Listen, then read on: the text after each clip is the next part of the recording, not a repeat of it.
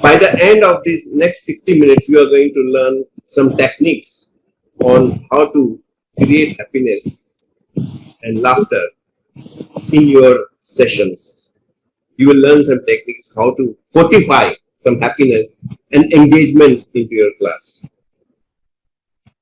So I have 2 decades of international career behind me.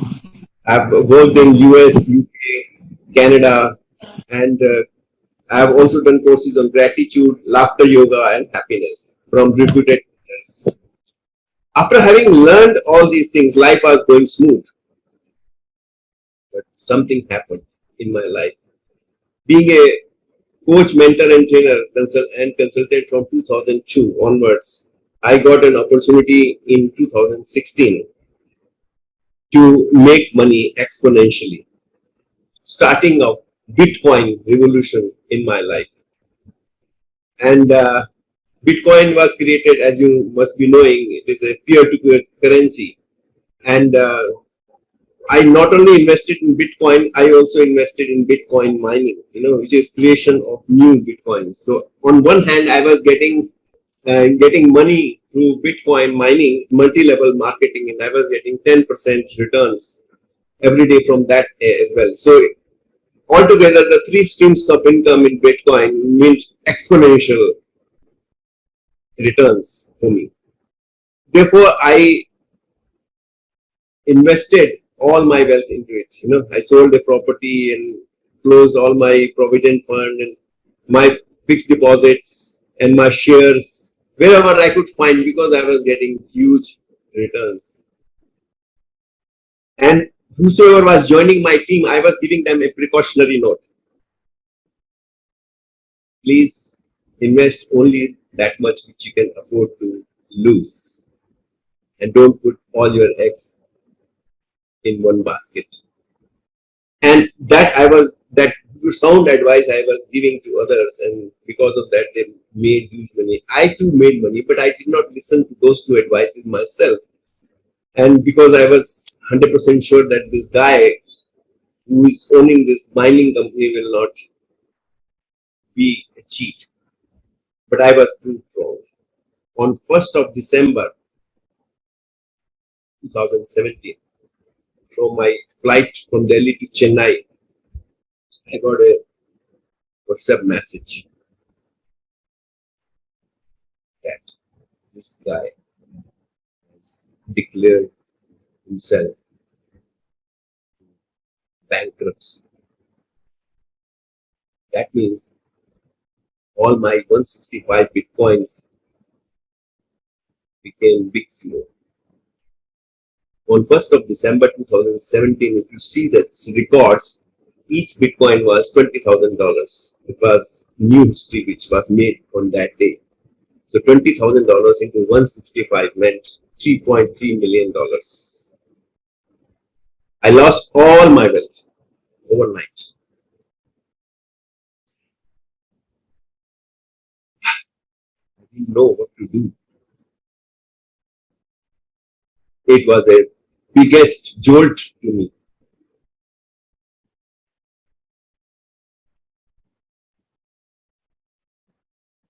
Because I was here proclaiming that I'm a coach, mentor, trainer, leadership skills trainer, sales trainer, MLM trainer, and wealth coach. And on the other hand,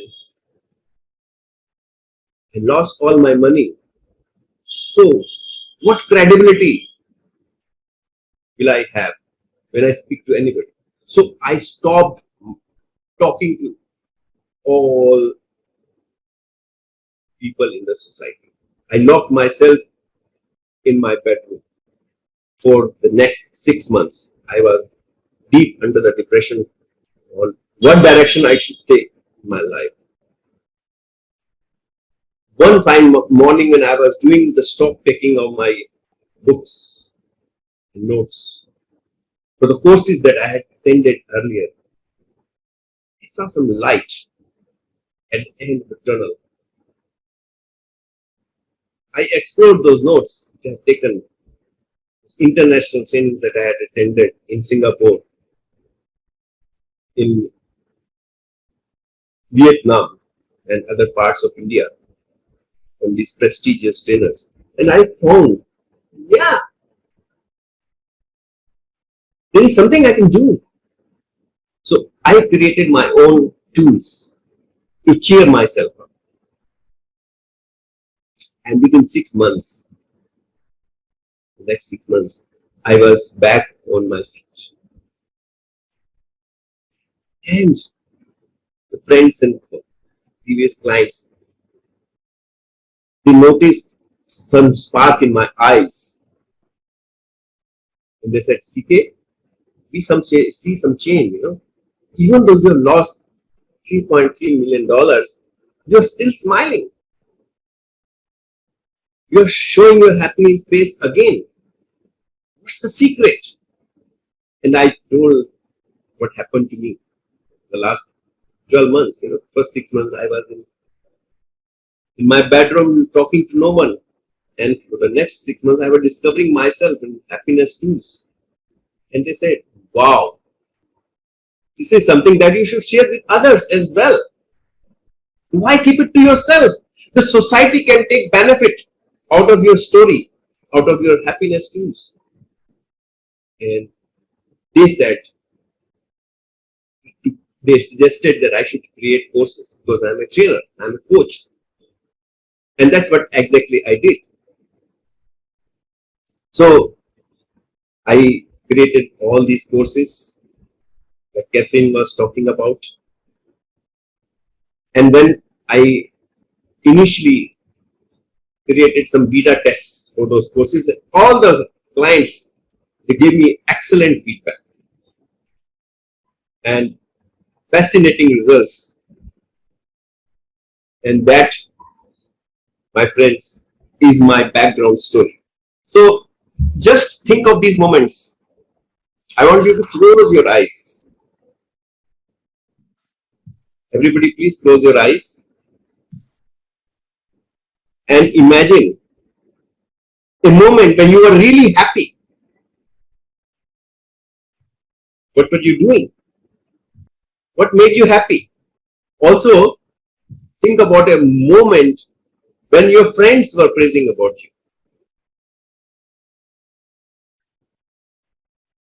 Something my friends like about me can fill up the gap. Again, keeping your eyes closed, think about a moment when you were in school or college and you were good at something. What were you good at? Something that makes you really unique. Something you are very proud of about yourself. Think about a moment when your family was very happy with you. Now you can slowly open your eyes. So this is one way to bring cheerfulness and happiness in your classes, in your sessions. So this is a genuine moment of happiness that was created. This is one tip you can take away.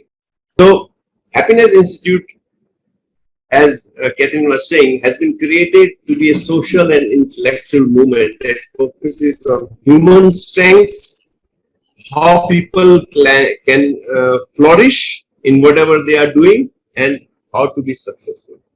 So you can also, in whatever line of work you are doing, you can also think on whether you're working with your team, whether you're working with your clients. You can actually use these ideas on what are the strengths of the people you are dealing with, how they can flourish and how they can be successful. If you are talking in these terms, they will be very happy to work with you. And we are using the principles of laughter, we are using happiness and mindfulness. And we must always use encouragement. We should encourage whether the person is doing great work or not so great according to your expectations. You can't compare the two different people, but you can say yesterday you were doing this X amount of work, but today you are doing X plus 1. So this is the positive stroke that you can use for your team members or your clients. And this way they'll be fostering optimism and hope. Yes, I'm rising. according to my own standards.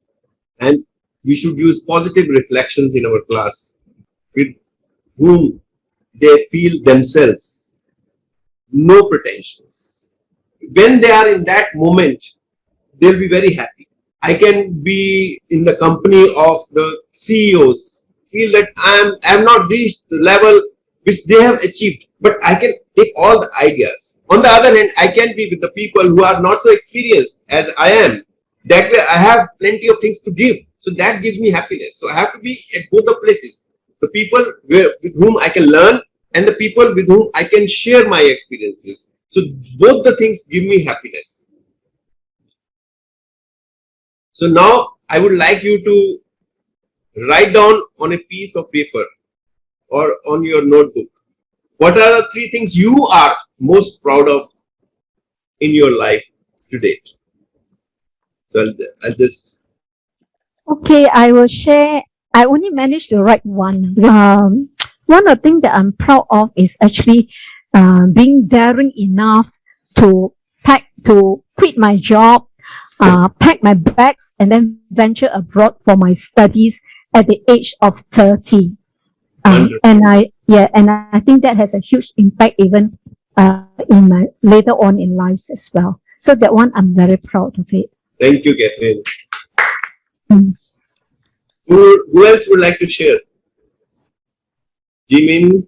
I think I can share something. I'm proud of the fact that I'm always learning something new, always trying something out. No?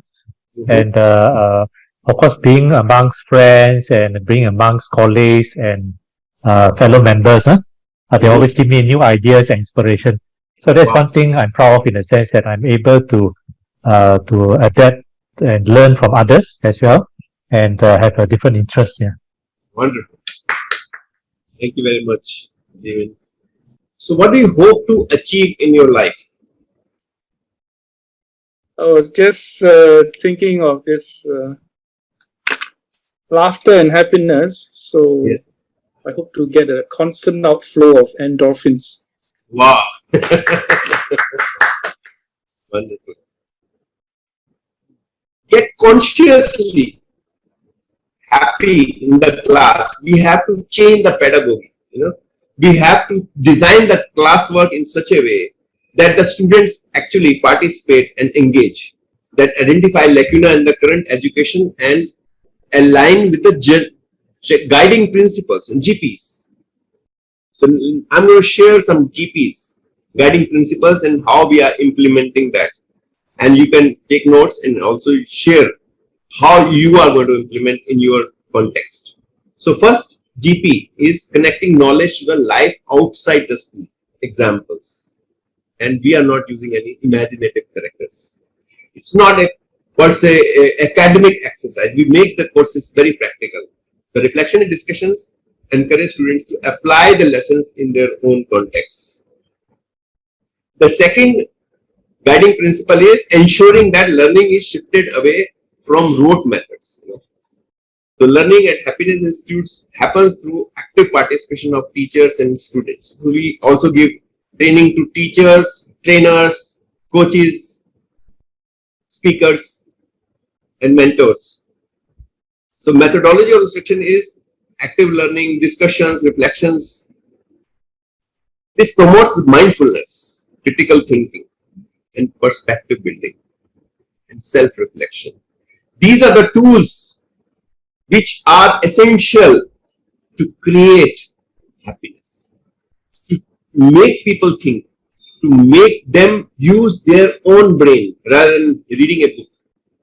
That gives them happiness because it's coming from their lives.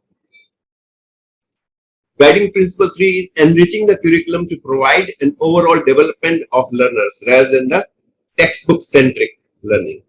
To ensure this, we provide trainer's handbook, but no textbook are given to students.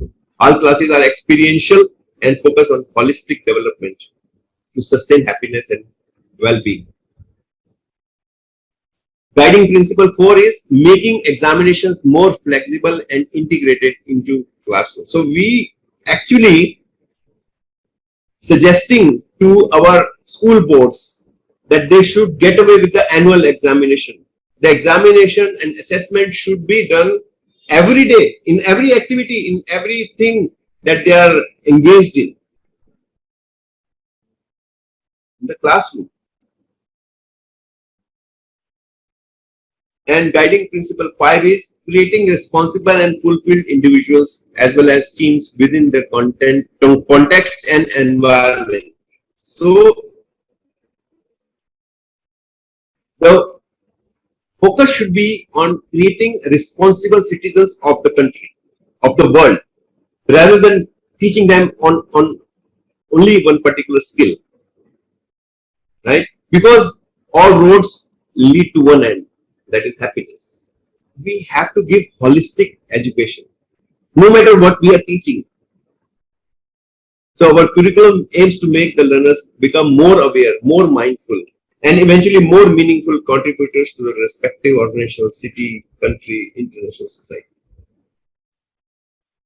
Guiding principle 6 is learner-centered pedagogy, giving primacy to the learner's experience, their voices, and their active participation. Our learning tasks tend to focus. There is something I learn when I go through a concept, but there is something else the other person in my class is learning.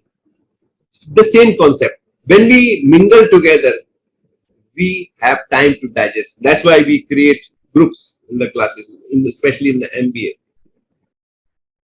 We nurture and build on their active and creative capabilities, their inherent interest in making and relating to world in the real ways. Guiding principle 7 is children will learn only in an atmosphere where they feel they are valued. That is why, and encourage everybody, no matter what their level is, but as long as they are doing something little bit better than what they were doing yesterday, they are on the right path, isn't it? Associational learning with fear, discipline, and stress rather than enjoyment and satisfaction is detrimental to learning. That's why the conventional rote learning is failed everywhere in the world. So learning must allow learners to engage with concepts and deepen understanding rather than memorizing only to forget after the examinations, isn't it? At the same time, learning must provide variety and challenge and be interesting and engaging. Song or a movie dialogue pertaining to the topic we are teaching, so people can relate. There are a lot of movies which are made in Bollywood, and we are creating case histories in our context, whether it is a classroom, whether it is an organization, whether it is family. So what is in it for me? Because each movie has a message, each song has a message, each speech has a message, each subject has a message. So we must create that ability in our students to extract that message. I've watched so many TEDx talks, and there is a central idea and there is a central story which is interwoven in each TEDx. So I can create a mind map out of that TEDx. There is SSO format. S is for story, S is for supporting data, and O is observation. So you can create an SSO formula for each and everything that you learn. Create a mind map. And if you don't know how to do, I can do it for you. Program which I do for the coaches, and I call it as Happiness Practitioners Program. So I'll share that details later. And GP8, Guiding Principle 8, create a stimulating environment for learners to experience happiness. So methodology we use at Happiness Institute are joyful exercises. Like, we don't have to do only classwork. We can take the students out for kayaking, canoeing, skateboarding, whatever it is, outdoor games. Active inquiry, curiosity, asking probing questions. And that's why I encourage you to, I gave you some questions to think, what were the defining moments of your life? The people saying about you, why you were happy at a certain point of time. What were you doing at that time? So you can actually stimulate that, emulate that in your own life. Whenever you are feeling sad, those notes will help you. Reflective conversation, analyzing responses, getting feedback, like I was saying, talk to others in your classroom. Encourage the students in the class to make groups and talk to them, each other, in a group. So their learning will be 5 times more than what we are going to train them on. Because each of those 4 or 5 people in that group will become teachers. You put on the teacher's hat when you are talking in a group, whether the teacher is there or not. Even if you are a student, you still have to take on the teacher's hat when you are sharing some ideas from your life. And that's the best way of learning. Storytelling and story writing, my goodness. Storytelling, everybody says, but story writing, nobody says. I created a group of students with whom I created stories. I encouraged them to write the stories which were helping them in progressing in their life. What were the defining moments? Like I shared a story about my Bitcoin, $3.3 million loss, and how that loss actually created a lot of happiness for me ultimately. In every pitfall, in every challenge lies the seeds of growth, the seeds of happiness. So if you have these kind of thoughts in the minds of your students are going to like you. They will remember you for the lifetime. So guided principles for mindfulness and meditation, group discussions and brainstorming, role plays and skits on situations at hand. This is another beautiful way.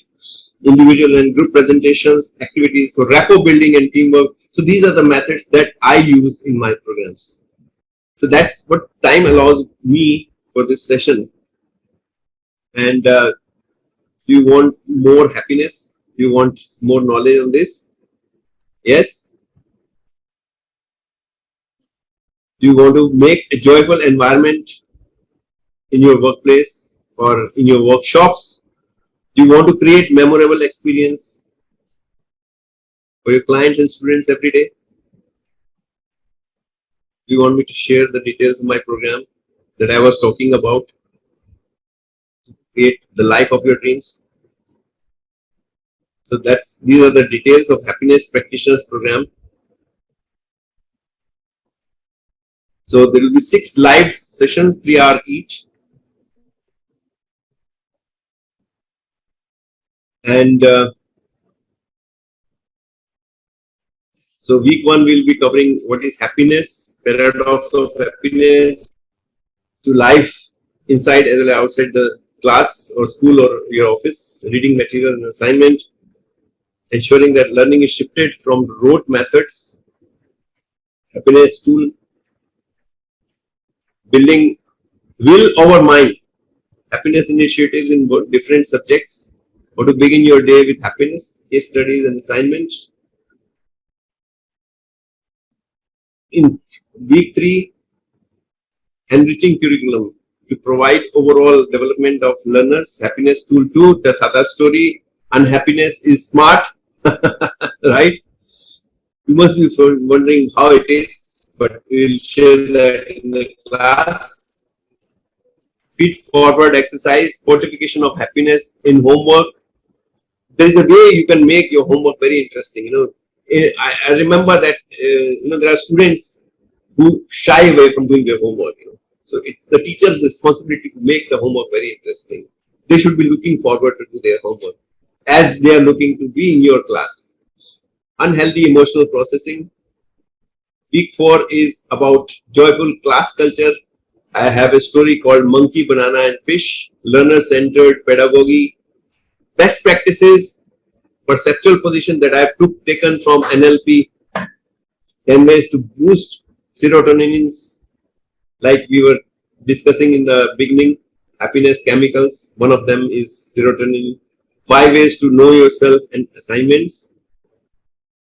And week 5, we discussed 7 principles of successful teachers, trainers, coaches, and speakers. And then miracles of mindfulness, happy chemicals factory, interpersonal group, happiness, filters of happiness, parameters for happiness quotient, vis-a-vis IQ, EQ, and spiritual quotient. And then assignment. And the sixth week is about what is positive psychology, what is laughter yoga. Laughter as an exercise, laughter as an energizer, laughter for bonding, laughter as a fitness regime and assignment. This is 18 hours program.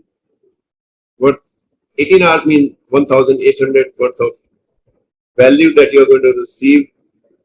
Then project work, evaluation, follow-ups worth 200 will be given as a bonus. So worth 2,000 total.